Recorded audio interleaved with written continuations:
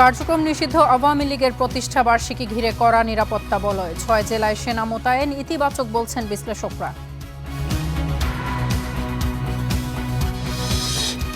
Malaysia থেকে চীনের পথে তারেক রহমান, পুত্রজায়ার প্রধানমন্ত্রীর সঙ্গে বৈঠক, কম খরচে শ্রমিক নেয়ায় সমঝোতা। বিশ্বকাপে নকআউট নিশ্চিতের লড়াইয়ে রাতে নামছে চ্যাম্পিয়ন আর্জেন্টিনা, ক্লোসাকে ছাড়িয়ে যাওয়ার অপেক্ষায় মেসি। জুলাইয়ে ৬ হত্যায় ইনুর রায় ৩০ জুন, সর্বোচ্চ শাস্তি চায় প্রসিকিউশন, জিয়াউলের মামলায় সময়ক্ষেপণের অভিযোগ।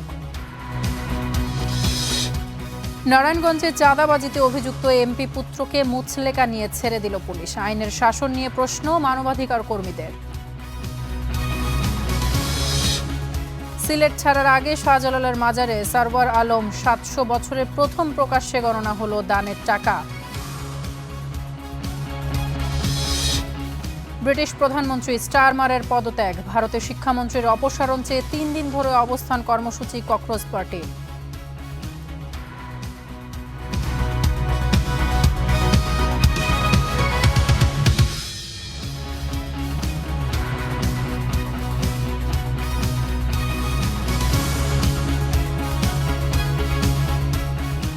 আপনারা দেখছেন স্টার নিউজ, তাসফিয়া তামান্না স্বাগত জানাচ্ছি স্টার নিউজ প্রাইমে। ওয়ালটন সাইড বাই সাইড ফ্রিজের 8-in-1 কনভার্টেবল মোডে স্পেস ইউজ করুন মনের মতো আর থাকুন নেক্সট লেভেলে। Walton side by side fridge, স্টাইলে ফিচারে নেক্সট লেভেলে। ২৩ জুন প্রতিষ্ঠা বার্ষিকীকে ঘিরে কার্যক্রম নিষিদ্ধ আওয়ামী লীগের তৎপরতা ঠেকাতে ৬ জেলায় সেনা মোতায়েন করেছে সরকার। দুপুরে সচিবালয়ে স্বরাষ্ট্রমন্ত্রী জানান, গোয়েন্দা তথ্যের ভিত্তিতে ঢাকা, নারায়ণগঞ্জ, চট্টগ্রাম, ফরিদপুর, গাজীপুর এবং গোপালগঞ্জে ৩০ জন পর্যন্ত সেনা মোতায়েন থাকবে। ইন এইড টু সিভিল পাওয়ারের আওতায় এই সিদ্ধান্ত নেওয়া হয়েছে বলেও জানিয়েছেন সালাউদ্দিন আহমদ। কার্যক্রম নিষিদ্ধ আওয়ামী লীগের নেতাকর্মীদের বিচ্ছিন্ন মিছিল ও নাশকতার আশঙ্কার মধ্যে রাজধানীসহ দেশের বিভিন্ন এলাকায় নিরাপত্তা জোরদার করেছে সরকার। রোববার ঢাকায় ১৮,০০০ পুলিশ সদস্য মোতায়েনের পর সোমবার ৬ জেলায় মোতায়েন করা হয়েছে সেনাবাহিনী। ইন এইড টু সিভিল পাওয়ারের আওতায় জারি করা প্রজ্ঞাপনে বলা হয়, বেআইনি মিছিল, শোডাউন ও নাশকতা ঠেকাতে ঢাকা, চট্টগ্রাম, ফরিদপুর, গোপালগঞ্জ, গাজীপুর ও নারায়ণগঞ্জে মোতায়েন করা হয়েছে সেনা সদস্য। তবে আইনশৃঙ্খলা পরিস্থিতির অবনতির অভিযোগ নাকচ করে স্বরাষ্ট্রমন্ত্রী সালাউদ্দিন আহমদ বলেন, আগের যে কোনো সময়ের তুলনায় দেশের পরিস্থিতি এখন ভালো। আইনশৃঙ্খলা পরিস্থিতির অবনতি হয়নি। সত্যিকার ডাটা, তথ্য, রিপোর্ট সবকিছু বিশ্লেষণ করে দেখুন, বিগত যে কোনো সময়ের তুলনায় অন্যান্য বৎসর এবং মাসওয়ারি অপরাধ চিত্র আমাদের এই সময়ে অনেক কম। আগামী ২৩ জুন ১১ দলীয় ঐক্যের সমাবেশ ঘিরে উদ্বেগের কারণ নেই বলেও জানান স্বরাষ্ট্রমন্ত্রী। বিভিন্ন ডিস্ট্রিক্টে আমরা দেখেছি তারা মিছিল মিটিং করার মতো কিছু কার্যক্রম হাতে নিয়েছে, দুই একটা দেখা গিয়েছে। তাতে করে আমাদের মনে হয়েছে তারা হয়তো একটা অস্থিরতার সৃষ্টির পায়, তারা করলেও করতে পারে। আজকে থেকে ৩০ তারিখ পর্যন্ত আমাদের সেনা সদস্যদেরকে আবার যাতে যে কোনো রকমের অপতৎপরতা অ্যাড্রেস করা যায়, ইন এইড টু সিভিল পাওয়ার। এদিকে গাইবান্ধা ইস্যুতে সম্প্রীতি বজায় রাখতে সংশ্লিষ্টদের সঙ্গে আলোচনা হয়েছে বলেও জানান স্বরাষ্ট্রমন্ত্রী। ভাইরাল হওয়া চৈতালি চক্রবর্তীর বক্তব্যকে স্লিপ অব টাং হিসেবেও উল্লেখ করেন তিনি। তাদের পক্ষে তাদের অনেক দাবি দেওয়া আছে বিভিন্ন বিষয়ে, সেগুলো নিয়ে তারা কথা বলেছে। আমরা সহযোগিতা চেয়েছি আমাদের যেন সাম্প্রদায়িক সম্প্রীতি বহাল থাকে। মাহাদি হাসান, স্টার নিউজ, ঢাকা। সম্প্রতি কার্যক্রম নিষিদ্ধ আওয়ামী লীগ নেতাকর্মীদের ঝটিকা মিছিল নৈরাজ্যে জনমনে তৈরি হয়েছে উদ্বেগ। এই অবস্থায় সরকারের ৬ জেলায় সেনা মোতায়েনের সিদ্ধান্তকে সাধুবাদ জানিয়েছে বিশেষজ্ঞরা। পাশাপাশি দীর্ঘমেয়াদে স্থিতিশীলতা আনতে দিচ্ছেন রাজনৈতিক সমাধানের পরামর্শ।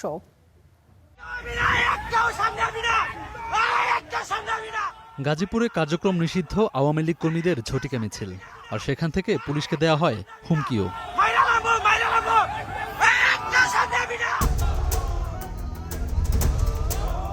২৩ জুন দলটির ৭৭তম প্রতিষ্ঠাবার্ষিকী ঘিরে এই ঝটিকা মিছিল নতুন করে আলোচনা এলেও গত ১ মাস ধরে নানা জেলায় সড়কে দেখা মিলেছে নেতাকর্মীদের। 5 আগস্ট সরকার পতনের পর 2025 সালের 12ই মে কার্যক্রম নিষিদ্ধ হয় আওয়ামী লীগের।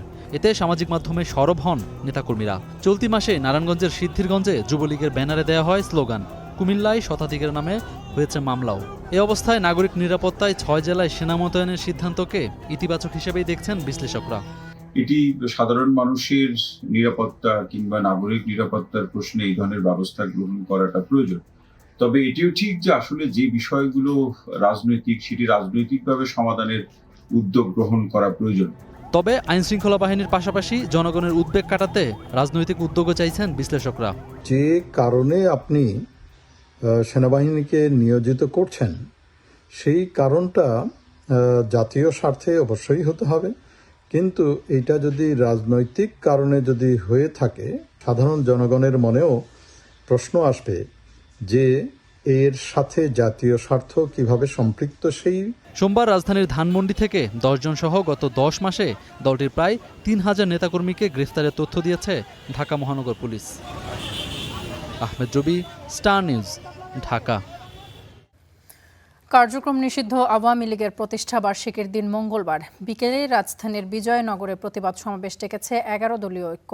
সকালে মগবাজারে জামায়াতের কেন্দ্রীয় কার্যালয়ে সংবাদ সম্মেলনে এসব তথ্য জানান 11 দলীয় ঐক্যের সমন্বয়ক হামিদুর রহমান আজাদ। আওয়ামী ফ্যাসিস্টদের বিভিন্ন সময়ে তাদের দ্বারা যে সকল ঘটনা সংঘটিত হয়েছে, সকল গুম, খুন, হত্যাকাণ্ডের বিচার দাবিতে আগামীকাল রাজধানীতে বিজয়নগরে সেই মুক্ত মাঠে আমরা প্রতিবাদ সমাবেশ করব ইনশাআল্লাহ। বাংলাদেশ মালয়েশিয়া সম্পর্ককে নতুন উচ্চতায় নিয়ে যাওয়ার বার্তা দিলেন প্রধানমন্ত্রী তারেক রহমান। পুত্রজায়ায় মালয়েশিয়ার প্রধানমন্ত্রী আনোয়ার ইব্রাহিমের সঙ্গে দ্বিপাক্ষিক বৈঠকে শ্রমবাজার পুনরায় চালু, বাংলাদেশি কর্মীদের বৈধকরণ, বাণিজ্য এবং বিনিয়োগ সম্প্রসারণ, রোহিঙ্গা সংকট সহ পারস্পরিক অর্থ স্বার্থ সংশ্লিষ্ট নানা বিষয়ে গুরুত্বপূর্ণ আলোচনা হয়েছে সেখানে। লাল গালিচা, রাষ্ট্রীয় সম্মান আর দুই বন্ধুত্বপূর্ণ দেশের ভবিষ্যৎ সহযোগিতার নতুন প্রত্যয়। পুত্রজায়ের পেরদানা পুত্রা ভবনে প্রধানমন্ত্রী তারেক রহমানকে উষ্ণ অভ্যর্থনা জানান মালয়েশিয়ার প্রধানমন্ত্রী Anwar Ibrahim. Guard of honour ও দুই দেশের জাতীয় সঙ্গীতের মধ্য দিয়ে সম্পন্ন হয় রাষ্ট্রীয় আনুষ্ঠানিকতা। এরপর শুরু হয় বহুল প্রত্যাশিত দ্বিপাক্ষিক বৈঠক। বন্ধ হয়ে থাকা শ্রমবাজার পুনরায় চালু, বাংলাদেশি কর্মীদের বৈধকরণ, আটকে পড়া কর্মীদের সংকট নিরসনে খোলামেলা আলোচনা করেন দুই নেতা। I requested His Excellency Prime Minister Anwar Ibrahim to consider recruiting more Bangladeshi workers as well as to open labor market as soon as possible. I also raised issues relating to regularization of illegal workers and repatriation of the detained Bangladeshi if possible. We agreed that recruitment should be transparent, fair and equitable. বাণিজ্য সম্প্রসারণ সহ আঞ্চলিক ও আন্তর্জাতিক সহযোগিতা নিয়েও আলোচনা হয় বৈঠকে। Our priority is to create jobs, attract foreign investment, and escalate economic growth. We are building a business-friendly environment and creating a new opportunity for investors. আর বাংলাদেশের প্রতি আগ্রহ ও সহযোগিতার পাশাপাশি বন্ধুত্বের বার্তা দেন মালয়েশিয়ার সরকার প্রধান। Of course, through our common effort to try and work in influence to resolve the predicament of refugees, Rohingya. বৈঠক শেষে দুই প্রধানমন্ত্রীর উপস্থিতিতে সংস্কৃতি বিষয়ক সমঝোতা স্মারক স্বাক্ষরিত হয়। পাশাপাশি সন্ত্রাসবাদ দমন বিষয়ে গবেষণা ও সক্ষমতা বৃদ্ধি এবং বিনিয়োগ সহযোগিতা সংক্রান্ত গুরুত্বপূর্ণ দলিল বিনিময় করা হয়। দূর প্রবাসে বসবাসকারী লাখো বাংলাদেশির চোখ আজ পুত্রজায়ার দিকে, কারণ এই বৈঠকের টেবিলেই উঠেছে তাদের স্বপ্ন, তাদের ভবিষ্যৎ ও তাদের পরিবারের গল্প। মালয়েশিয়ার আকাশের নিচে আজ যেন জেগে উঠেছে এক টুকরো বাংলাদেশ। প্রধানমন্ত্রী তারেক রহমানের সফরে হাজার মাইল দূরের দেশ এই মালয়েশিয়ার লাখো প্রবাসী আজ অনুভব করছেন বাংলাদেশ তাদের কাছেই আছে। এই সফর তাই শুধু কূটনীতি নয়, বরং প্রবাসীদের জন্য এক শেকড়ের গভীর টান। পাশাপাশি এই সফর আন্তর্জাতিক সম্পর্ক, বাণিজ্য এবং সহযোগিতার ক্ষেত্রে এক নতুন দুয়ার উন্মোচনের এক অনন্য অধ্যায় হিসেবে পরিগণিত হবে বলছেন প্রবাসীরা। পরে প্রধানমন্ত্রী তারেক রহমান সাক্ষাৎ করেন মালয়েশিয়ার রাজা সুলতান ইব্রাহিম সুলতান ইস্কান্দারের সঙ্গে। পরে তিনি হোটেলে ফিরে বেশ কয়েকটি সৌজন্য সাক্ষাতে অংশ নেন। এরপরই 18 ঘন্টার মালয়েশিয়া সফর শেষে তিনি চীনের উদ্দেশ্যে উড়াল দেন। Zakari Ahmed, Star News, Malaysia. Malaysia থেকে বাংলাদেশে বিনিয়োগ নিশ্চিত করাই সরকারের মূল উদ্দেশ্য বলে মন্তব্য করেছেন প্রধানমন্ত্রীর উপদেষ্টা মাহদি আমিন। জানান, বাণিজ্য সম্প্রসারণ সহ 9টি বিষয়ে দুই দেশের সরকার প্রধান একমত হয়েছেন। সোমবার দুপুরে মালয়েশিয়ার হোটেল সাংগ্রিলায় আয়োজিত সংবাদ সম্মেলনে এইসব কথা বলেন তিনি। জানান, বৈশ্বিক শান্তি এবং নিরাপত্তা সহযোগিতায় দুই দেশের শীর্ষ নেতা ইতিবাচক আলোচনা করেছেন। এই সফর ফলপ্রসূ হয়েছে বলে উল্লেখ করেন প্রধানমন্ত্রীর পররাষ্ট্র উপদেষ্টা Humayun Kabir.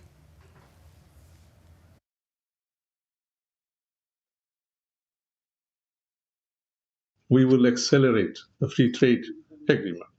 And that possible হয়েছে ওনার এই bilateral ভিজিটে উইথ দি প্রাইম মিনিস্টার, যে এক্সেলারেট করবেন। গত 15 বছরে কেউ কিন্তু ফ্রি ট্রেড এগ্রিমেন্ট এখনো করতে পারেনি। ইকোনমিক লিবারালাইজেশনের দিকে যাচ্ছি, ডিরেগুলেশনের দিকে যাচ্ছি, যার মূল উদ্দেশ্য বিশ্বের বিভিন্ন দেশ থেকে বাংলাদেশে ইনভেস্টমেন্ট নিয়ে আসা। মালয়েশিয়া সেক্ষেত্রে একটা অত্যন্ত বড় লক্ষ্যের জায়গা আমাদের দিক থেকে।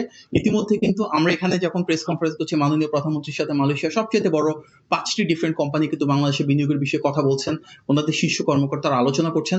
আমাদের মূল উদ্দেশ্য মালয়েশিয়া থেকে বাংলাদেশে বিনিয়োগ নিয়ে যাওয়া।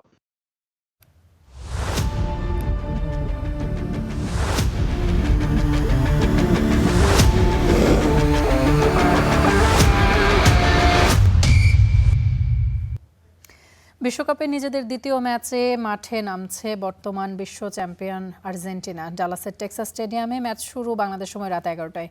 প্রথম ম্যাচের ভুল শুধরে 1 ম্যাচ হাতে রেখেই নকআউট নিশ্চিতের লক্ষ্যে মাঠে নামবে স্কালেনির দল। বিপরীতে পাওয়ার ফুটবলে 3 পয়েন্টে নজর অস্ট্রিয়ার।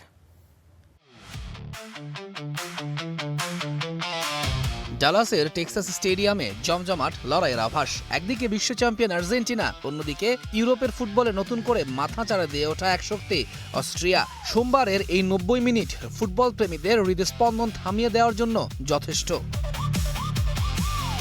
আলজেরিয়ার বিপক্ষে হ্যাট্রিক করে 38 বছর বয়সী এলএম10 মিরোস্লাভ ক্লোজার 16 গোলের বিশ্ব রেকর্ড ছুঁয়ে ফেলেছেন। এবারে রেকর্ড বুকে নিজেকে অনন্য উচ্চতায় নেয়ার পালা। অবশ্য মেসির মাহাত্ম্যে অনেকটাই চাপা পড়েছে আলজেরিয়া ম্যাচের কমতিগুলো। স্কোয়াডে আনহেল ডি মারিয়ার অভাবটা ছিল স্পষ্ট। বাম দিক থেকে আলমাদা সেভাবে দিতে পারেননি বলের সাপ্লাই, নিজেও নিতে পারেননি গোল স্কোরিং পজিশন। একই চিত্র ছিল তার বদলিনামা নিকোলাস গঞ্জালেসের খেলাতেও। ক্লাব ফুটবলে গেল মৌসুমটা দুর্দান্ত কাটালেও ওয়ার্ল্ড কাপ ওপেনারে লাউতারো ছিলেন একেবারেই ফ্লপ। গেল বিশ্বকাপেও 6 ম্যাচ খেলে গোলের দেখা পাননি এই ফরওয়ার্ড। আলজেরিয়ার বিপক্ষে 55 মিনিট খেললেও তৈরি করতে পারেননি বড় কোনো সুযোগ। বদলিনামা আলভারেজও ভাঙতে পারেননি আলজেরিয়ার ডিফেন্স লাইন। এই ম্যাচে তাই কিছুটা জায়গা বদলে খেলার সম্ভাবনা রয়েছে এই আতলেতিকো ফরওয়ার্ডের। ডান দিকে ডিপল নিজের কাজটা করেছেন ঠিকঠাক, ম্যাকালিস্টারও মেলে ধরতে পারেননি নিজেকে। তার উপর হ্যামস্ট্রিং ইনজুরিতে এই ম্যাচে থাকছেন না গঞ্জালো মন্তিয়াল। অবশ্য তার জায়গা নিতে প্রস্তুত নাহুয়েল মলিনা। এনজো ফার্নান্দেজ এবং রদ্রিগো ডিপলকে ট্যাকটিক্যাল ক্লাসে বিশেষ দায়িত্ব দিয়েছেন স্কালোনি। অস্ট্রিয়ার হাই প্রেসিং ফুটবলকে মাঝ মাঠেই বোতলবন্দি করার রাস্তা হয়তো খুঁজে নিয়েছেন 48 বছর বয়সী এই আর্জেন্টাইন কোচ। আলবি সেলেস্তেরা 4-4-2 ফরমেশনেই থাকছে, যেখানে মাঝমাঠে রদ্রিগো ডিপল, অ্যালিস্টার, এনজো ও আলমাদা মিলে মেসির জন্য বল সাপ্লাইয়ের রাস্তা তৈরি করবেন। রক্ষণে ক্রিস্টিয়ান রোমেরো এবং লিসান্দ্রো মার্তিনেজের রক সলিড জুটির লক্ষ্য আলজেরিয়ার মতো এই ম্যাচেও ক্লিন শিট ধরে রাখা। রালফ রাংনিকের অস্ট্রিয়া খেলবে তাদের চিরচেনা হাই প্রেসিং বা গেগেন প্রেসিং স্টাইলে। যদিও জর্ডনের বিপক্ষে তাদের বাম প্রান্তের রক্ষণ ছিল কিছুটা অরক্ষিত, কিন্তু গত 18 ম্যাচের মধ্যে মাত্র একবার তারা একাধিক গোল হজম করেছে। ডিফেন্ডার স্টেফান পস্টের চোয়ালের ইনজুরি তাদের জন্য বড় ধাক্কা। তবে লাইমার রাইট ব্যাকে এসে সেই অভাব পূরণ করতে প্রস্তুত। মাঝমাঠে মার্সেল সাবিৎজার এবং তরুণ কার্নি চুকুওমেকা হতে পারেন আর্জেন্টিনার ডিফেন্স ভাঙার মূল চাবিকাঠি। দুই দলের মুখোমুখি দেখা হয়েছে মোটে 2 বার। 1980 সালে আর্জেন্টিনা 5-1 গোলে খড়কুটোর মতো উড়িয়ে দিয়েছিল অস্ট্রিয়াকে। ঠিক 1 দশক পরে দ্বিতীয় দেখায় অস্ট্রিয়া দাঁতে দাঁত চেপে লড়াই করে ম্যাচটি করেছিল ড্র। আর্জেন্টিনার জন্য সমীকরণটা সহজ, এই ম্যাচে 3 পয়েন্ট পেলেই নিশ্চিত হবে শেষ 32, এমনকি ড্র করলেও পরের রাউন্ডের টিকিট প্রায় নিশ্চিত। অন্যদিকে 1982 সালের পর প্রথমবার বিশ্বকাপের নকআউটে যাওয়ার স্বপ্ন দেখছে অস্ট্রিয়া। তৌহিদুল ইসলাম, স্টার প্লে। দর্শক, এই বিষয়ে যুক্তরাষ্ট্র থেকে সবশেষ খবর জানিয়েছেন আমাদের সহকর্মী ফরাবি হাফিজ।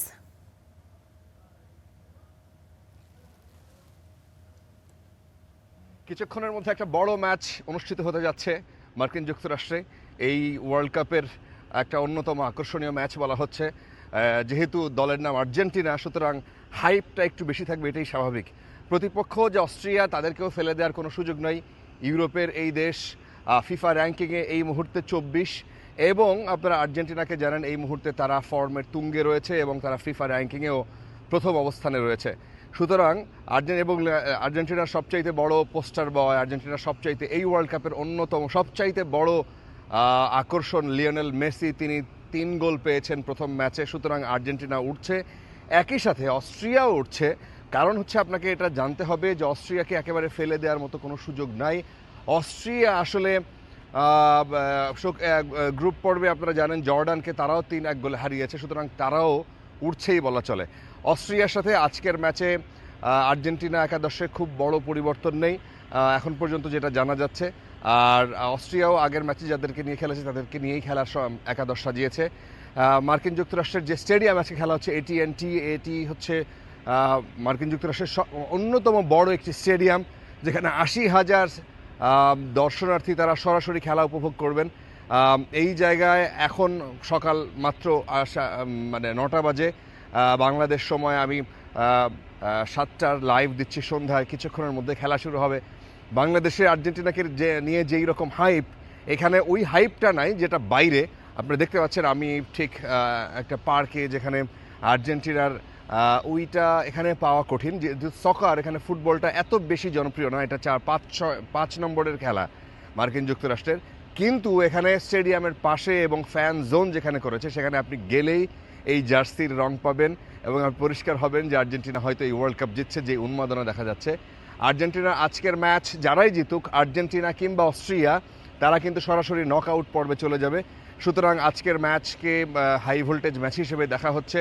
এবং অস্ট্রিয়ার সাথে এর আগে 2টি ম্যাচ খেলেছে আর্জেন্টিনা 1980 সালে।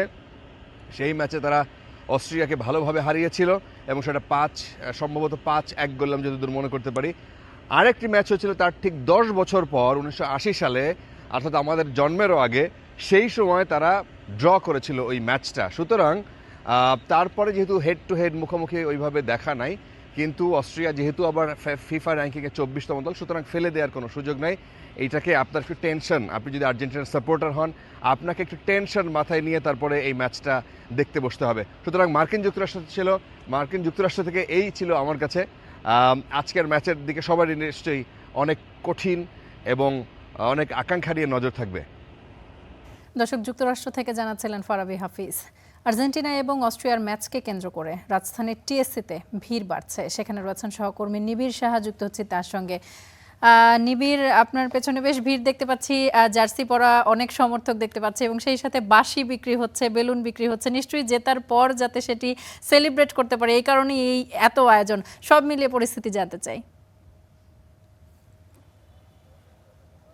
তামান্না, আজকে এখনো 4 ঘন্টা সময় বাকি আছে ম্যাচের, অর্থাৎ আর্জেন্টিনা এবং অস্ট্রিয়ার মধ্যকার যে ম্যাচ, সেই ম্যাচের আরো 4 ঘন্টা বাকি আছে। এবং হাজার হাজার মাইল দূর থেকে কিন্তু এই টিএসসি থেকে কিন্তু আসলে আর্জেন্টাইন ভক্তরা যারা রয়েছেন, তারা কিন্তু আসলে আকাশি সাদা জার্সি পরে ইতোমধ্যে কিন্তু তারা আসতে শুরু করেছেন এই টিএসসি প্রাঙ্গণে। একটু যদি দেখাই যে এখন কিন্তু আসলে আমরা বেশ কিছুক্ষণ আগে এখানে এসেছি, সেখান থেকে আমরা যেমনটি আমাদের চোখে পড়েছে যে এই যে আর্জেন্টিনার জার্সি পরিহিত যারা রয়েছেন, ভক্তরা যারা রয়েছেন, তারা কিন্তু বন্ধুদের সাথে নিয়ে, অনেকে আমরা দেখেছি পরিবার সমেত কিন্তু আসলে তারা এই টিএসসি প্রাঙ্গণে চলে এসেছেন, কেননা প্রথম ম্যাচের আলজেরিয়ার সঙ্গে যে ম্যাচটি হয়েছিল সেই ম্যাচের পরে কিন্তু আমরা দেখেছি যে এখানে আসলে শেষ পর্যন্ত পা রাখার জায়গাটুকুও কিন্তু থাকে না, এতটা ভিড় হয়। যার কারণে কিন্তু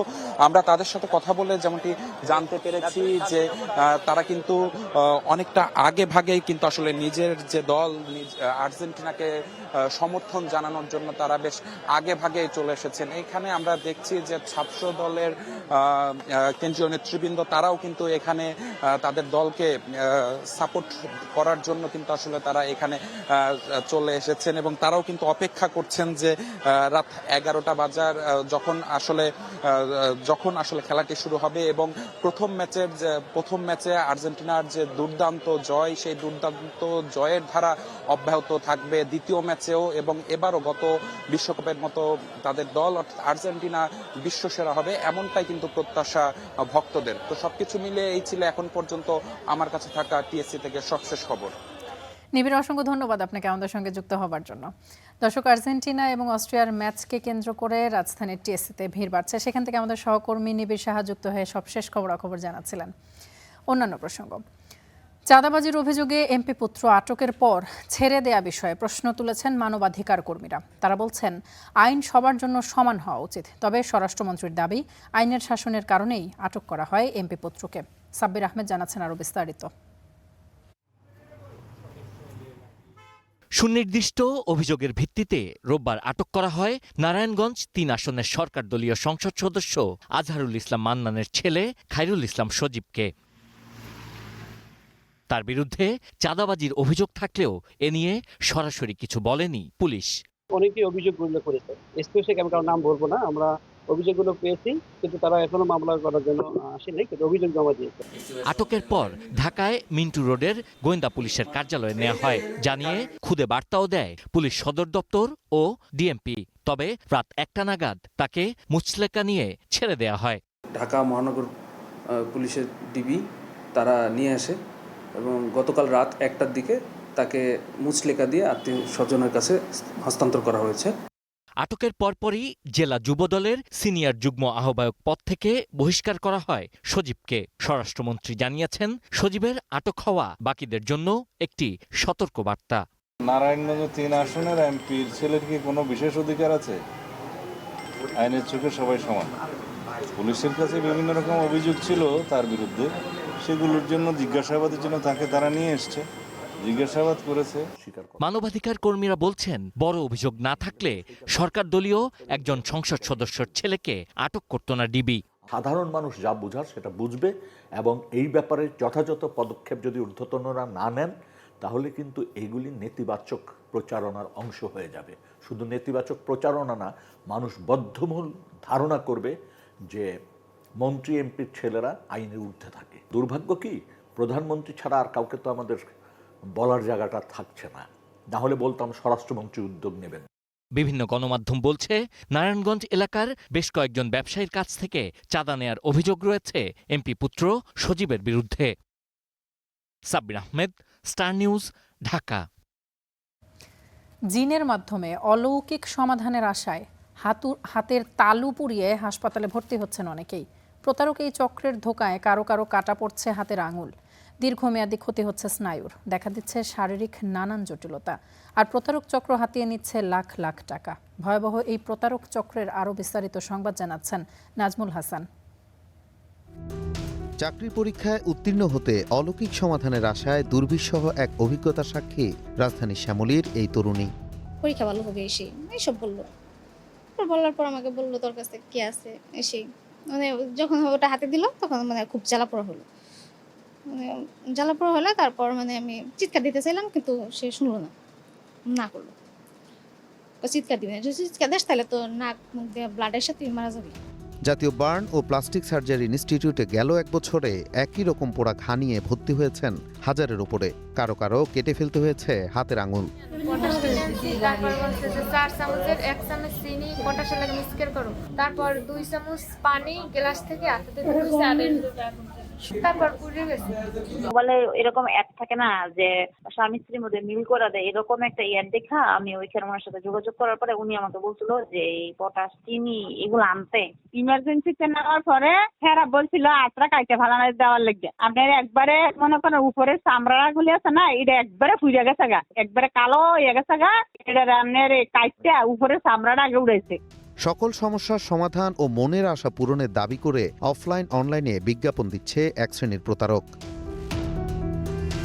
ভালোবাসার মানুষ বশীকরণ কিংবা সংসার টিকিয়ে রাখা সহ জীবনের নানান রকম সমস্যা নিয়ে অসংখ্য মানুষ যোগাযোগ করছে বিভিন্ন হুজুর, তান্ত্রিক কিংবা কবিরাজদের সঙ্গে, কিন্তু অলৌকিক সেই সমাধানের আশা অনেকের জীবনে হয়ে উঠছে ভয়ঙ্কর রকমের দুঃস্বপ্ন।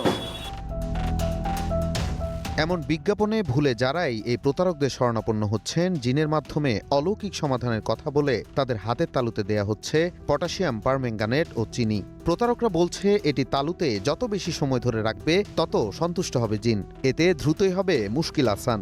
তবে উল্টো মুশকিলে পড়ছেন প্রতারিতরা। চিনি ও পটাশিয়াম পারম্যাঙ্গানেটের বিক্রিয়ায় তীব্র তাপ উৎপন্ন হয়ে পুড়ে যায় হাতের তালু। তখন প্রতারকরা জানায় জিন অসন্তুষ্ট হয়েছে, তাকে মিষ্টি খাওয়াতে হবে, এজন্য হাতিয়ে নেয় বিপুল পরিমাণ টাকা। সমস্যা তো হচ্ছে কি আগে জিন চালান দিয়ে দেখা লাগতো, এজন্য আগে হচ্ছে গিয়ে বিকাশে 2000 টাকা পাঠাই দিবেন, তারপরে হচ্ছে কি আপনার নাম আর আপনার 2টা ছবি পাঠাবেন। তবে এই ক্ষত শুধু চামড়ায় সীমাবদ্ধ থাকে না, কারো কারো স্নায়ু, রক্তনালী ও মাংসপেশিও ক্ষতিগ্রস্ত হচ্ছে। পটাশিয়াম পারম্যাঙ্গানেট যেহেতু হাই টেম্পারেচার আর যেহেতু এটা ধরে থাকে, পেইন হলে বুঝবেন যে এটা কাজ করতেছে, তখন শক্ত করে ধরে থাকবেন। তখন এই কাজ হওয়ার আশায় তখন শত কষ্ট সত্ত্বেও সেটাকে আঁকড়ে ধরে থাকে, সুতরাং সেই ক্ষেত্রে বার্নটা ডিপ হয়ে যায়। চিকিৎসকরা বলছেন এমন প্রতারণার শিকার হয়ে বেশিরভাগ রোগী আসছেন ঢাকার বাইরে থেকে। Nazmul Hasan, Star News, Dhaka. July অভ্যুত্থানে উস্কানি, ষড়যন্ত্র এবং কুষ্টিয়ায় 6 জনকে হত্যা মামলায় জাসদ সভাপতি হাসানুল হক ইনুর বিরুদ্ধে রায় 30 জুন। এই মামলায় তার সর্বোচ্চ শাস্তি হবে আশা প্রসিকিউশনের। অন্যদিকে জিয়াউল আহসানের শতাধিক গুম খুনের মামলায় তার আইনজীবী অপ্রাসঙ্গিক আবেদন এনে বিচারের সময় ক্ষেপণ করছে বলে অভিযোগ চিফ প্রসিকিউটরের। এই ক্লিয়ারে জামাত শিবিরের আবার মেরুদণ্ডটা ভেঙে দেন ঢাকা শহরে একেবারে। তারপর এখানে কিন্তু জঙ্গি হামলা হচ্ছে। জুলাই আন্দোলনে এভাবেই শেখ হাসিনাকে অভয় দিয়ে বিক্ষোভ দমনে পরামর্শ দেন জাসদ নেতা হাসানুল হক ইনু। 5 আগস্ট শেখ হাসিনা দেশ ছাড়তে বাধ্য হওয়ার পর তার বিরুদ্ধে অভিযোগ দাখিল হয় আন্তর্জাতিক অপরাধ ট্রাইব্যুনালে। কুষ্টিয়ায় 6 জনকে হত্যাসহ উস্কানি ষড়যন্ত্রের মামলায় 14 মে ইনুর বিরুদ্ধে যুক্তিতর্ক উপস্থাপন শেষ হয়। সোমবার ট্রাইব্যুনাল জানান এই মামলার রায় আসছে 30 জুন। এতে সর্বোচ্চ সাজার প্রত্যাশার কথাও জানান চিফ প্রসিকিউটর। 10 জন সাক্ষীর জবানবন্দি যারা হয়েছে, আমাদের উভয় পক্ষে সাম আপ হয়েছে কেস। এর বাইরে এখন কেসের মেরিট সম্পর্কে আর কোনো বক্তব্য আমরা আর বলতে চাই না, যেহেতু এটা রায়ের অপেক্ষমান। আমরা প্রত্যাশা করি, আমরা মনে করি প্রসিকিউশন পক্ষ থেকে আমাদের সাক্ষ্য প্রমাণে তার বিরুদ্ধে অভিযোগ প্রমাণিত হয়েছে। এদিকে সাবেক সেনা কর্মকর্তা জিয়াউল আহসানের বিরুদ্ধে শতাধিক গুমের মামলায় নানা অপ্রাসঙ্গিক আবেদন এনে মামলায় সময় ক্ষেপণ করা হচ্ছে বলে জানান চিফ প্রসিকিউটর। আগামী তারিখ থেকে জিয়াউল আহসানের যে কোনো কলাকৌশল, এই যে মামলা বিলম্বিত করবার জন্য যে কোনো পদক্ষেপ, যে কোনো কলাকৌশল, তারা যদি কোনো অসৎ উদ্দেশ্যে কোনো কার্যক্রম তারা আনতে চায় বা কোনো অ্যাপ্লিকেশন বা কোনো দরখাস্ত দিয়ে যদি সময় ক্ষেপণ করতে চায়, আমরা স্ট্রংলি আপত্তি জানাবো। এদিকে শাপলা চত্বর হত্যাযজ্ঞে সময় টেলিভিশনের ব্যবস্থাপনা পরিচালক আহমেদ জোবায়ের সংশ্লিষ্টতা আছে কিনা তা খতিয়ে দেখছে তদন্ত সংস্থা। এছাড়া চট্টগ্রামে ওয়াসিম সহ 6 হত্যা মামলার অভিযোগ গঠনে প্রসিকিউশনের শুনানি শেষ হয়েছে। আসামি পক্ষের শুনানি 24 জুন। তার বিরুদ্ধেও আমাদের প্রয়োজনীয় আইনগত কার্যক্রম আমরা গ্রহণ করব। ইমন মাহমুদ, স্টার নিউজ, ঢাকা। তিনি শেখ হাসিনার রাজধানীর কাফরুলে চলন্ত মোটরসাইকেলে ইটের আঘাতে আহত সাজিদ চৌধুরী রাফি মারা গেছেন। স্বজনদের অভিযোগ, জমি নিয়ে বিরোধে পরিকল্পিতভাবে হত্যা করা হয়েছে রাফিকে। এই ঘটনায় এরই মধ্যে 3 জনকে গ্রেপ্তার করেছে পুলিশ। 9 জুন মঙ্গলবার রাত 1:20 দিকে মোটরসাইকেলে নিজ বাসায় ফিরছিলেন ভুক্তভোগী রাফি। এ সময় কাফরুল থানার ইব্রাহিমপুর এলাকায় পৌঁছলে পূর্ব শত্রুতার জেরে রাফির মাথার ডান পাশে ইট দিয়ে আঘাত করেন দুষ্কৃতকারীরা। এতে তিনি মাথায় গুরুতর রক্তাক্ত জখম হয়ে মোটরসাইকেল থেকে রাস্তায় পড়ে যান। 12 দিন চিকিৎসাধীন থাকার পর সোমবার সকালে মারা যান তিনি। জমি সংক্রান্ত বিরোধের জেরে রাফিকে হত্যা করা হয়েছে বলে অভিযোগ স্বজনদের। আর আঘাতটা ছিল খুবই মারাত্মক এবং ব্লাডিং বন্ধ হইতে ছিল না, প্ল্যান্টেড অনেক কমে গেছিল, সবকিছুই খুব বাজে অবস্থা ছিল। আমাদের তো অনেকেরই সন্দেহ হয়, আমাদের পূর্বশত্রুতাও আছে, তাদেরকেও সন্দেহ হয়, কিন্তু আমরা এখন কারো নাম ওইভাবে বলতে চাচ্ছি না। কিন্তু দোষীদের কঠোর সাজার দাবি জানান রাফির মা।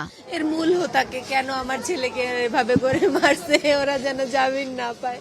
ওরা আজকে জামিন পাইলে কালকে আবার আরেক মায়ের বুক খালি করে দিবে। আমার ছেলে তো আর নাই, আমার ছেলে ফেরত আসবে না। বিষয়টি নিয়ে তদন্ত করছে পুলিশ। এই ঘটনাকে কেন্দ্র করে একটা মামলা হয়েছে, আপনারা সবাই জানেন, এবং এখন এই মুহূর্তে আমাদের এই লাশের সুরতহাল করে লাশের যে পোস্টমর্টম, যেটা আমাদের আইনগত যে কাজ, সেটা আমরা করবো ইনশাআল্লাহ। এই ঘটনায় মোহাম্মদ পারভেজ, আনোয়ার হোসেন বাবু ও মোহাম্মদ ফয়সাল ওরফে কালু নামে 3 জনকে গ্রেপ্তার করেছে পুলিশ। মৌমিতা মৌ, স্টার নিউজ, ঢাকা। মাত্র 5 কার্যদিবসেই দেয়া হলো ঝিনাইদহে শিশু তাবাসসুমকে ধর্ষণের পর হত্যা মামলার রায়। এতে আসামি আবু তাহেরকে মৃত্যুদণ্ড দিয়েছেন আদালত। সেই সাথে 5 লাখ টাকাও অর্থদণ্ড দেওয়া হয়েছে তাকে। রায়ে সন্তোষ জানিয়েছে শিশুটির পরিবার। ঝিনাইদহের বাদুরগাছা গ্রামে 4 বছরের তাবাসসুমকে ধর্ষণের পর শ্বাসরোধে হত্যা করা হয়। সোমবার আলোচিত সেই ঘটনার রায় দেন বিচারক। 16 জুন মামলার শুনানি শুরু হয়। পরদিন অভিযোগ গঠন করেন আদালত। সাক্ষ্য দেন 16 জন। এরপর 5 কার্যদিবসে দেয়া হলো মামলার রায়। মামলার একমাত্র আসামি আবু তাহেরকে মৃত্যুদণ্ডাদেশ দিয়েছেন বিচারক। সেই সাথে 5 লাখ টাকা অর্থদণ্ড দেওয়া হয়েছে তাকে। 2 ধারায় মৃত্যুদণ্ডে দণ্ডিত করেছেন এবং দণ্ডবিধি 201 ধারায় 7 বছরের কারাদণ্ডে দণ্ডিত করেছেন। আমরা আশা করব যে মহামান্য হাইকোর্টে দ্রুত এই মামলার 42% শুনানি হবে এবং এই রায় বহাল থাকবে। রায়ে সন্তোষ জানিয়েছে ভুক্তভোগী শিশুর পরিবার। দাবি দ্রুততা কার্যকরের। আমি আমার মেয়ের বিচার আজকে পাইছি, এটা শুধু রায়ে খুশি না, আমি তখন খুশি হব যখন দ্রুত এই রায়টা কার্যকর হবে। ফাঁসির রায় দিয়েছে, দ্রুত যেন কার্যকর হয়, এটাই আমাদের দাবি। ঝিনাইদহের মহেশপুরে বাড়ি তাবাসসুমের, তবে বাবার কর্মসূত্রে থাকতো কালীগঞ্জে। Desk report, Star News. এবারের এইচএসসি পরীক্ষায় 9 শিক্ষা বোর্ডে অভিন্ন প্রশ্নপত্রে হবে পরীক্ষা। আগামীতে তা কার্যকর হবে মাদ্রাসা এবং কারিগরি সহ 11 বোর্ডে অভিন্ন বিষয়ে। সোমবার নোয়াখালীতে এক অনুষ্ঠানে এসব কথা জানান শিক্ষামন্ত্রী। আর রাজধানীতে ভিন্ন এক অনুষ্ঠানে শিক্ষকদের উন্নত এবং সময়োপযোগী প্রশিক্ষণের তাগিদ দেন গণশিক্ষা প্রতিমন্ত্রী। সোমবার নোয়াখালী বিজ্ঞান ও প্রযুক্তি বিশ্ববিদ্যালয়ের প্রতিষ্ঠাবার্ষিকী উপলক্ষে ডিনস ও ভাইস চ্যান্সেলর অ্যাওয়ার্ড প্রদান অনুষ্ঠান। প্রধান অতিথি হিসেবে এতে যোগ দেন শিক্ষামন্ত্রী। পরে নিজ বক্তব্যে জানান, আগামী 3 মাসের মধ্যে প্রাথমিক বিদ্যালয় প্রধান শিক্ষক ও সহকারী শিক্ষক সহ 50,000 শিক্ষক নিয়োগের উদ্যোগ নেওয়া হবে। আমরা আগামী 3 মাসের ভিতরে আরো 50,000 প্রাথমিক শিক্ষক নিয়োগ দিতে পারবো। বুঝতে পেরেছেন? আমরা এনটিআরসির মাধ্যমে যেই সমস্ত শিক্ষকরা এক জেলা থেকে অন্য জেলায় এসে কাজ করছেন এবং কষ্ট করছেন, তাদেরকেও ট্রান্সফার আমরা জুলাই 16-র ভিতরে অটোমেশন ট্রান্সফারের ব্যবস্থা আমরা করব। 27-28 অর্থ বছরে শিক্ষা খাতে জিডিপির 3.5% এবং পরের অর্থ বছরে 4% করার লক্ষ্যে সরকার কাজ করছে বলেও জানান মন্ত্রী। ক্রমান্বয়ে আগামী বাজেট দেখবেন আমি 3.5% নিয়ে যাব জিডিপির। এর পরের বছর দেখবেন 4 ক্রস করব। এদিকে রাজধানীর অনুষ্ঠানে যোগ দিয়ে প্রাথমিক গণশিক্ষা প্রতিমন্ত্রী বলেন, বাংলা বা ইংরেজি মাধ্যম যাই হোক না কেন, প্রাথমিক অপ্রশিক্ষিত শিক্ষক থাকবেন না। কারিকুলাম এনসিটিভি বানায়, এগেন এনসিটিভি একা কারিকুলাম বানাবে এইটাও ঠিক না, কারণ কারিকুলামটা আসলে এভরিথিং ইন এডুকেশন কারিকুলাম, এটার ভিত্তিতে বাকি সব কিছু হবে। সো যারা আসলে অ্যাট দ্য গ্রাউন্ড লেভেল শিক্ষা দান করছে তাদেরকে বাইরে রেখে আপনি কারিকুলাম করতে পারেন না। যারা অ্যাডমিনিস্ট্রেট করছে যেমন ডিপি বা হোয়াটনট, তাদেরকে বাইরে রেখে আপনি কারিকুলাম করতে পারেন না। যারা টিচারকে ট্রেন করছেন তাদেরকে বাইরে রেখে আপনি কারিকুলাম করতে পারেন না। একই সাথে বৃহত্তর সমাজ ব্যবস্থা, কারণ একটা বাচ্চাকে শেখানো চারটিখানি কথা না। সমৃদ্ধ ভবিষ্যৎ গড়তে হলে শিক্ষাকে আনন্দময় করতে হবে, তাই শিক্ষকের মান উন্নয়নের কোনো বিকল্প নেই বলেও জানান প্রতিমন্ত্রী। এই প্লেগ্রাউন্ডগুলো কিভাবে আসলে তৈরি করা যায়। Enamul Haque, star News, Dhaka. উত্তরাঞ্চলে বন্যা পরিস্থিতির কিছুটা উন্নতি হলেও ভোগান্তিতে নিম্নাঞ্চলের বাসিন্দারা। ঘাসের পচন এবং জলমগ্নতায় দেখা দিয়েছে গোখাদ্যের সংকট। এদিকে পানি বাড়ছে সুরমা সহ বেশ কিছু নদ নদীতে। এতে সিলেট, সুনামগঞ্জ সহ হাওর অঞ্চলের পরিস্থিতি অবনতির আশঙ্কা বন্যা পূর্বাভাস কেন্দ্রের। উজান থেকে ধেয়ে আসা ঢলে ভাঙনের কবলে সুনামগঞ্জের তাহিরপুরের মাঝের খাল। তীব্র স্রোতে ভেসে যায় কুঁড়েঘর। পরিবারের অন্য সদস্যরা দ্রুত বের হতে পারলেও স্রোতে তলিয়ে নিখোঁজ হন মানসিক ভারসাম্যহীন যুবক রুবেল মিয়া। উজানের ঢল আর ভারী বর্ষণে টইটুম্বুর সুনামগঞ্জের সুরমা নদী। ঢলের জল নদী হয়ে প্রবল বেগে ঢুকছে হাওরে। রাস্তায় মারা দৌড়ে লিছে, মারছে কোনো মারিছে, আডুমানি গেছে রাস্তা উঠিতে বাড়িঘরের মাঝে গোরদার নষ্ট হয়ে গেছে আর ও আমরা রাস্তাঘাট বুড়াইলা খেল। তবে রোববারের তুলনায় বৃষ্টি আর ঢলের পানির তীব্রতা কমেছে। ভারতের মেঘালয় ও চেরাপুঞ্জিতে ভারী বর্ষণের পূর্বাভাস থাকায় নতুন করে পরিস্থিতির অবনতির শঙ্কাও রয়েছে। যেহেতু বৃষ্টিপাতটা আরও কন্টিনিউ হতে পারে, আরও 24 ঘন্টা রয়েছে, সেক্ষেত্রে নদীর পানিটা হয়তো কোনো কিছু পাত্রপাতে অথবা স্থিতিশীল অবস্থায় থাকতে পারে। তবে নদীর পানি হ্রাস বৃদ্ধি ঘটবে এবং কখনো কখনো এটি বিপদসীমার কাছে পৌঁছে যেতে পারে। নতুন করে বৃষ্টিপাত ও পাহাড়ি ঢল না থাকায় উত্তরের 4 জেলায় নদ নদীর পানি কমতে শুরু করেছে। কয়েকদিন পানিতে তলিয়ে থাকায় লালমনিরহাটের চরাঞ্চলে তিল, তিসি আর পাটের ক্ষেতে দেখা দিয়েছে পচন। পচে যাওয়া ঘাসের কারণে গোখাদ্য নিয়ে বিপাকে কৃষকরা। বন্যার কারণে আমার বেসন গোড়া নষ্ট হয়ে যাচ্ছে, পচি যাচ্ছে। ওই যে পানিতে ডুবি যেয়ে এ বাদামটা পচাশি গেছে এবং পাতাটা পাকি যাচ্ছেন। এখন তো পানির জন্য গরু বান্ধাও জানা আছে, ঘাস গরু তো খায়ও না। এই তো গরু ছাগল নিয়ে যে অবস্থায় দাঁড়াচ্ছি আমরা তো কৃষকদের পরামর্শ দিই বীজতলা একটু নিরাপদ স্থানেই করার জন্য। তারপরে যদি কেউ নিম্নাঞ্চলে করে থাকে সেটা হয়তো ক্ষতি হতে পারে। তো এখন পর্যন্ত যেহেতু ক্ষতি হয়নি সেটা আমরা বলতে পারতেছি না যে কি পরিমাণ ক্ষতি হবে বা হচ্ছে। এদিকে বৃষ্টিপাত ও পাহাড়ি ঢল না থাকায় শেরপুরের নদ নদীর পানি কমতে শুরু করেছে। তবে বন্যা পরিস্থিতির কিছুটা উন্নতি হলেও ভোগান্তি পিছু ছাড়েনি নিম্নাঞ্চলের বাসিন্দাদের। বছর বছর যেই ক্ষতিটা হয় নদী অনেক ক্ষতি। আমার নিজস্ব জায়গা জমি পরে 1.5 করে মতন নদী ভাঙ্গিয়া নদীর মধ্যে পড়ে আছে। উত্তর আকাশে কালো মেঘ জমলে আসলে আমরা টেনশনে বিপদে পড়ে যাই যে কখন জানি ভারতের বন্যায় আমাদের ঘরবাড়ি ভাঙচুর করে নিয়ে যায়। অন্যদিকে উজানের তীব্র স্রোতে তলিয়ে যাওয়ার পর সিলেটের সাদা পাথর পর্যটন কেন্দ্রের পরিস্থিতি অনেকটাই উন্নতি হয়েছে। প্রত্যাহার করা হয়েছে ভ্রমণ নিষেধাজ্ঞা। Desk report, Star news.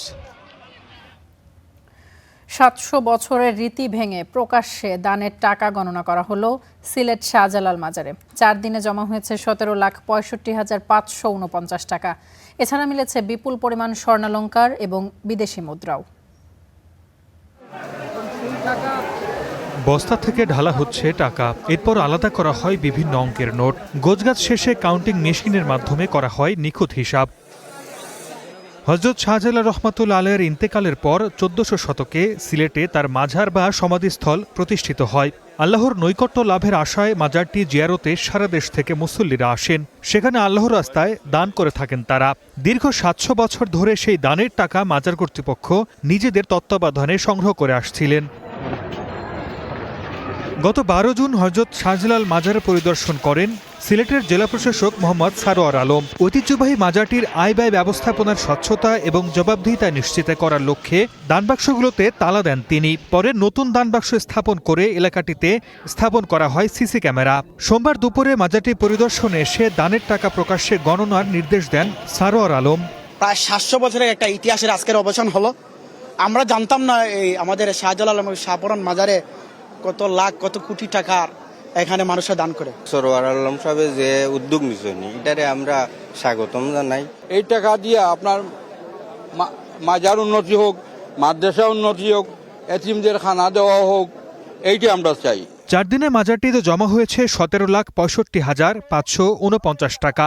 এছাড়া মিলেছে বিপুল পরিমাণ স্বর্ণালংকার এবং বিদেশি মুদ্রাও। 17,65,549 টাকা। এছাড়া আমরা স্বর্ণালংকার পেয়েছি 7 আনা। সোনালী ব্যাংক কর্পোরেট শাখায় আমরা এই টাকাটা হযরত শাহজালাল রহমাতুল্লাহর মাজার হিসাবে এটা এখন জমা প্রদান করা হবে। দানের টাকা সংরক্ষণ এবং ব্যবস্থাপনা নিয়ে পরবর্তীতে সিদ্ধান্ত নেওয়া হবে বলে জানিয়েছে জেলা প্রশাসন। Desk report, Star news. এবারে দেশের বাইরের খবর। তৃণমূল কংগ্রেসের চেয়ারম্যান পদ থেকে মমতা বন্দ্যোপাধ্যায়কে সরিয়ে দিলেন বিদ্রোহীরা। বরখাস্ত করা হয়েছে দলের সর্বভারতীয় সাধারণ সম্পাদক অভিষেক বন্দ্যোপাধ্যায়কেও। তৃণমূলের নতুন চেয়ারম্যান করা হয়েছে সাবেক মন্ত্রী অরূপ রায়কে, সহসভাপতি হয়েছেন অরূপ বিশ্বাস, ফিরহাদ হাকিম এবং রথিন ঘোষ। কোষাধ্যক্ষ করা হয়েছে আখতারুজ্জামানকে। এর আগে রাজ্যের বাজেট অধিবেশন শেষে স্থানীয় একটি হোটেলে বৈঠকে বসেন বিদ্রোহী বিধায়করা। এতে যোগ দেন কলকাতা সহ বিভিন্ন জেলার প্রাক্তন কাউন্সিলররা।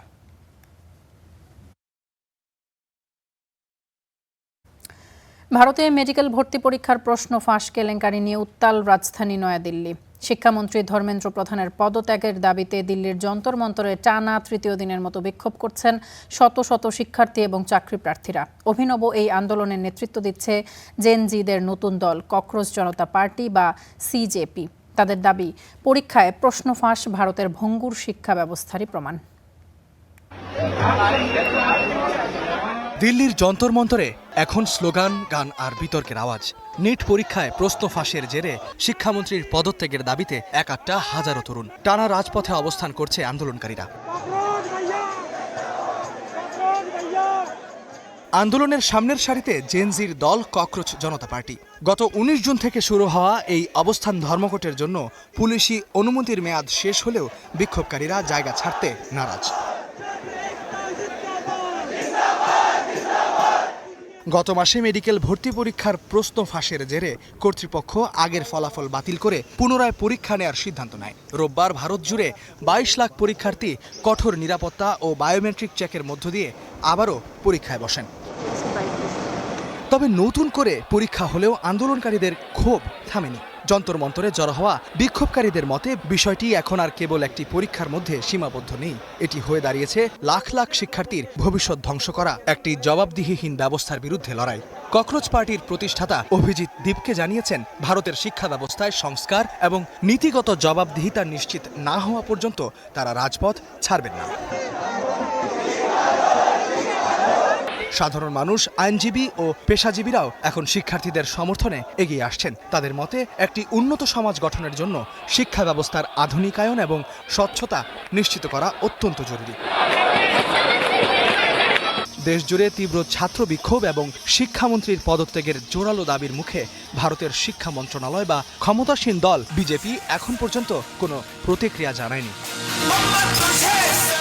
ইস্তেহাদুল মাহমুদ, স্টার নিউজ। অবশেষে পদত্যাগের ঘোষণা দিয়েছেন ব্রিটেনের প্রধানমন্ত্রী কিয়ার স্টারমার। ছাড়বেন ক্ষমতাসীন দল লেবার পার্টি প্রধানের পদও। রীতি মেনে ব্রিটিশ রাজাকে আনুষ্ঠানিকভাবে পদত্যাগের সিদ্ধান্ত জানিয়েছেন স্টারমার, যা কার্যকর হবে আগামী সেপ্টেম্বরে। এ নিয়ে গেল ৪ বছরে তৃতীয়বারের মতো যুক্তরাজ্যের প্রধানমন্ত্রী পদে পরিবর্তন আসছে। গত ৪ বছরের মধ্যে তৃতীয়বারের মতো একই অচল অবস্থার মুখোমুখি যুক্তরাজ্য, যেখানে নির্বাচনী জয় পরাজয় নয়, বরং দলের সদস্যদের অনাস্থার কারণে পদত্যাগ করতে হচ্ছে প্রধানমন্ত্রীকে। এই তালিকায় এবার প্রধানমন্ত্রী কিয়ার স্টারমার। গুঞ্জন ছিল স্টারমারের পদত্যাগের ঘোষণা কেবল সময়ের অপেক্ষা মাত্র, কারণ আজ যদি পদ না ছাড়েন তবে কালকের মন্ত্রিসভার বৈঠকেই স্টারমারের প্রতি অনাস্থা জানাবেন দলের সদস্যরা। এই কারণে সকাল থেকেই 10 ডাউনিং স্ট্রিটে ছিল সবার নজর। অবশেষে জানা গেল প্রধানমন্ত্রিত্ব ও লেবার নেতার দায়িত্ব ছেড়েছেন স্টারমার। জানা গেছে ব্রিটিশ রাজা তৃতীয় চার্লসের কাছে তার সিদ্ধান্ত জানিয়ে দিয়েছেন। প্রতিদ্বন্দ্বিতা শেষ না হওয়া পর্যন্ত আমি প্রধানমন্ত্রী হিসেবে পদে থাকব এবং ক্ষমতার একটি সুশৃঙ্খল হস্তান্তর নিশ্চিত করার জন্য আমি সাধ্যমতো সবকিছু করব। আমার উত্তরসূরিকে পূর্ণ ও ব্যর্থহীন সমর্থন দেব। ২০২৪ সালের জুলাই মাসে ঋষি সুনাকের নেতৃত্বাধীন কনজারভেটিভ পার্টিকে হারিয়ে বিপুল সংখ্যাগরিষ্ঠতা নিয়ে ক্ষমতায় যায় লেবার পার্টি। স্টারমার প্রধানমন্ত্রী হিসেবে কাজ শুরু করেন জুলাই ৫, ২০২৪-এ। ২ বছর পূর্তির কয়েকদিন আগে ঘোষণা দিলেন পদত্যাগের। তবে পদত্যাগ করলেও এখনও ছাড়ছেন না দপ্তর। আগামী সেপ্টেম্বর পর্যন্ত দায়িত্ব পালন করে যাবেন তিনি।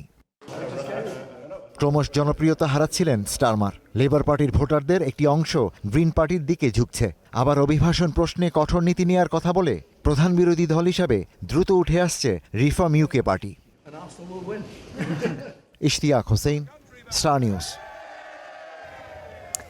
এবং এই ছিল স্টার নিউজ প্রাইমে। এতক্ষণ সাথে থাকার জন্য ধন্যবাদ সবাইকে।